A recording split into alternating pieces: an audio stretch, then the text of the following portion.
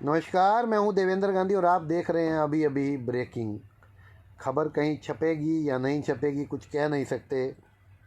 छपनी चाहिए या नहीं छपनी चाहिए इस पर भी मौन हूं, लेकिन सोचा कि इस खबर का खुलासा तो पब्लिक में होना ही चाहिए।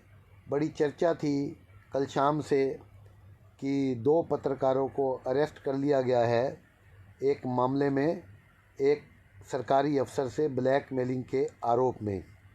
वो दो पत्रकार, जिनमें से एक तो पंजाब केसरी से जुड़ा हुआ है और एक जो पत्रकार है उसका हमें पता नहीं है कि वो कौन से चैनल से या कौन से अखबार से जुड़ा हुआ है। उसके बारे में सही जानकारी नहीं है। नाम जो पता लग रहे हैं, क्योंकि अभी एफआईआर हमारे हाथ में नहीं लगी है। जो जानकारी है वही आपके साथ सिर्फ साझा करूंगा। जानकारी ये है कि एक सेल टैक्स का अधिकारी जिसका नाम नरेंद्र शर्मा है, नरेंद्र शर्मा की कंप्लेंट पर एफआईआर दर्ज हुई है शहर के 3 पत्रकारों के खिलाफ। और एफआईआर कई धाराओं के तहत दर्ज हुई है।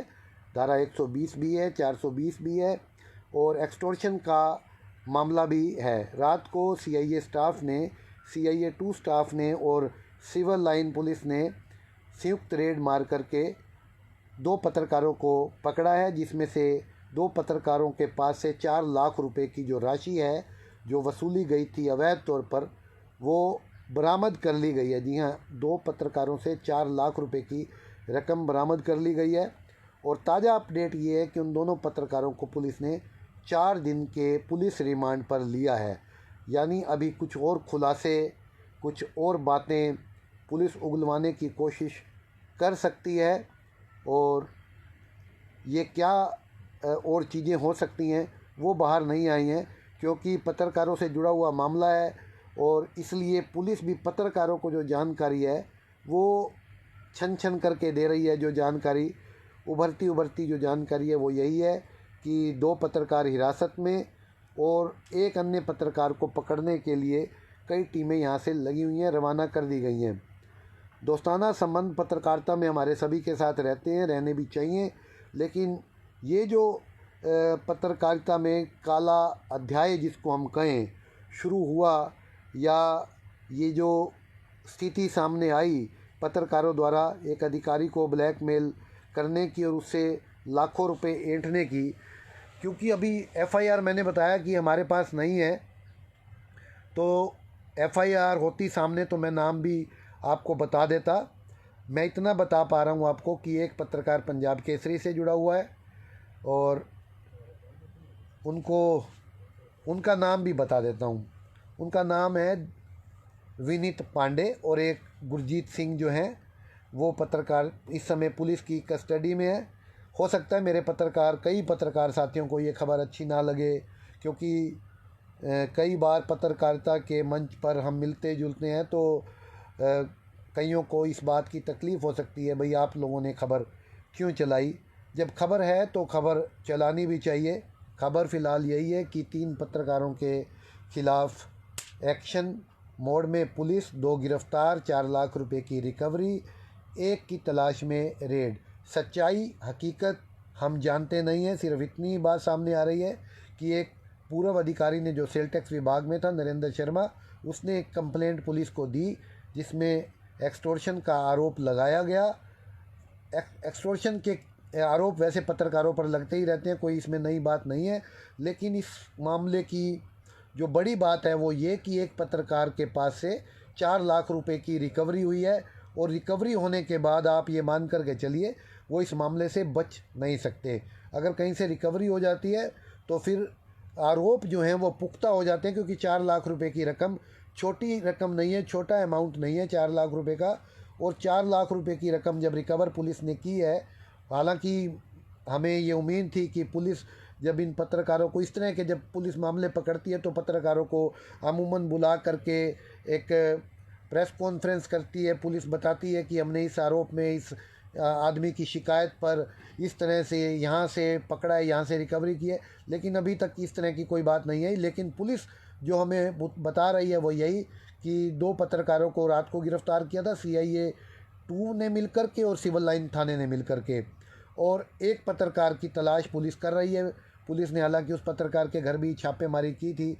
हालांकि वो जो तीसरा पत्रकार है उनकी तरफ से सोशल मीडिया पर ये कहा गया कि अगर मेरी तरफ से कोई गलती की गई तो या मैंने कहीं किसी से 10 पैसे भी लिए तो मैं पत्रकारिता छोड़ दूंगा। उनकी तरफ से ये कहा गया। पहले ही जब इशारों में कुछ लोग उन पर निशाना साध रहे थे, @15 लाख रुपए का एक स्लोगन दे करके ये बातें लिख रहे थे। लेकिन ताज़ा तस्वीर यही है कि करनाल में एक बड़ा वाक़या, और दो चीज़ें इससे साफ़ होती हैं। एक तो ये कि यहाँ पर करप्शन का खेल सेल टैक्स विभाग में खेला जा रहा था, और नरेंद्र शर्मा को भी हम किसी भी तरह से, जिसने कंप्लेंट की, सवाल ये कि उसने लाखों रुपए की राशि क्यों दी, किस वजह से दी, क्या मजबूरी थी, उससे एक सवाल तो ये है। पत्रकारों पर भी सवाल है कि उन्होंने ये पत्रकारिता को कलंकित करने का काम क्यों किया। अगर उनके पास खबर थी तो खबर को चलाते, खबर को दिखाते, पत्रकार समाज उनके साथ खड़ा रहता। लेकिन अगर पत्रकारिता में खबरें दिखाकर फिर उसके बाद सौदेबाजी होगी तो पत्रकार समाज पूरा का पूरा, जो भी पूरी बिरादरी है पत्रकार समाज की, वो कहते हैं कि एक मछली पूरे तालाब को गंदा कर देती है, और जब कई मछलियाँ तालाब में घुस आएँ तो फिर तो तालाब को गंदा होने से कोई रोक नहीं सकता। कमोबेश यही स्थिति करनाल की पत्रकारिता में भी पैदा हो गई है। कौन कितने पानी में है, कौन क्या करता होगा, इसके बाद ये सवाल और गहरे होते जाएंगे और तल्ख होते जाएंगे। अब बचाव में भी पत्रकार ज़रूर कल को अपना पक्ष रखेंगे, लेकिन सवाल ये है कि स्तर कितना गिर गया है, और इतना गिर गया है कि ब्लैक मेलिंग जोरों पर है। दबा लो किसी को, किसी तरह से कुचल दो, और यही तस्वीर उभर करके सामने आती हुई नरेंद्र शर्मा की शिकायत पर 3 पत्रकारों के खिलाफ अपराध की कई धाराओं के तहत मामला दर्ज हुआ। 2 आरोपियों को पुलिस ने गिरफ्तार कर लिया, 1 आरोपी की तलाश जारी। पुलिस ने मीडिया में ना फ़ोटो दिखाने की कोशिश की और ना ही मीडिया को इनवाइट किया कि आइए देखिए हमने कुछ पत्रकार पकड़े हैं। और सबसे हैरानगी की बात कि अब पत्रकार फर्जी नहीं है, पत्रकार असली हैं। लेकिन पत्रकारिता के पेशे की आड़ में क्या चल रहा था, क्या हो रहा था, वो बहुत घिनौना काम था। कितनी निंदा की जाए कम है।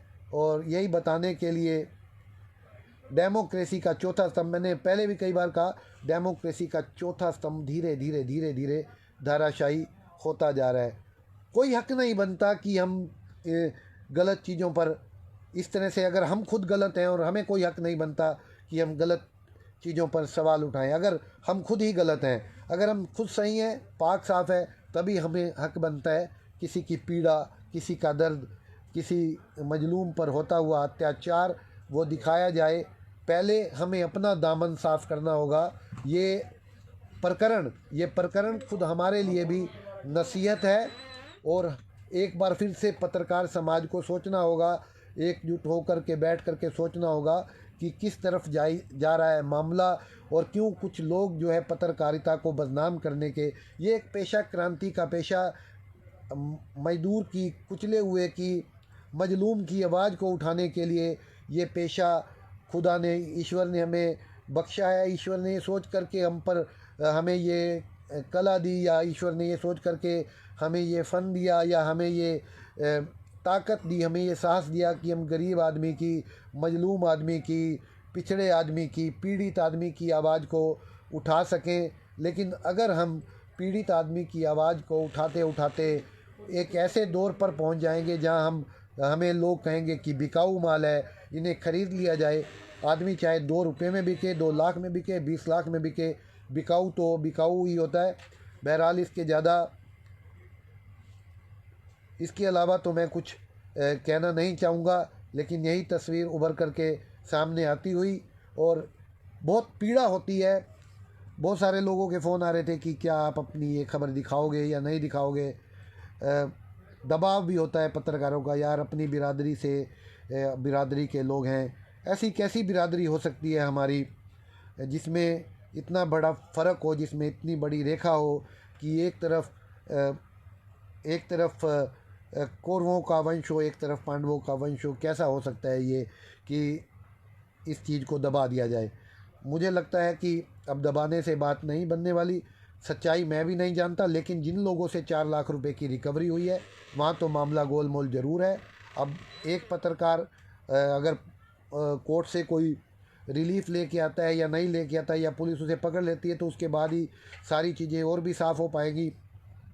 उस पत्रकार से भी हमें उम्मीद नहीं थी कि जो जिस पत्रकार के बारे में, दूसरे पत्रकार के बारे में ये चर्चा आ रही है कि वहाँ भी इस तरह का काम हो सकता है, उम्मीद नहीं थी। लेकिन अब पुलिस की जो थ्योरी है, कई ऑडियो क्लिप्स हैं पुलिस के पास, कोई वीडियो क्लिप्स हैं, और जिसके आधार पर पुलिस ने ये कार्रवाई की है, एक कंप्लेंट है पुलिस के पास। मैं आपको फिर भी कहना चाहता हूँ कि पत्रकारों के ख़िलाफ़ शिकायतें जाती रहती हैं।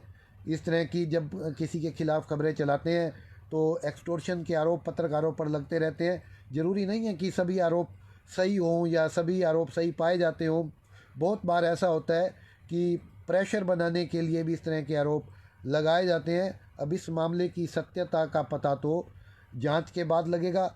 इन दो पत्रकारों को जो 4 दिन के रिमांड पर लिया गया है, 4 लाख रुपए की रिकवरी जो की गई है, ये अपने आप में बहुत बड़ी बात है। इसी के साथ नमस्कार, जय हिंद, जय भारत। देखते रहिए अभी अभी ब्रेकिंग।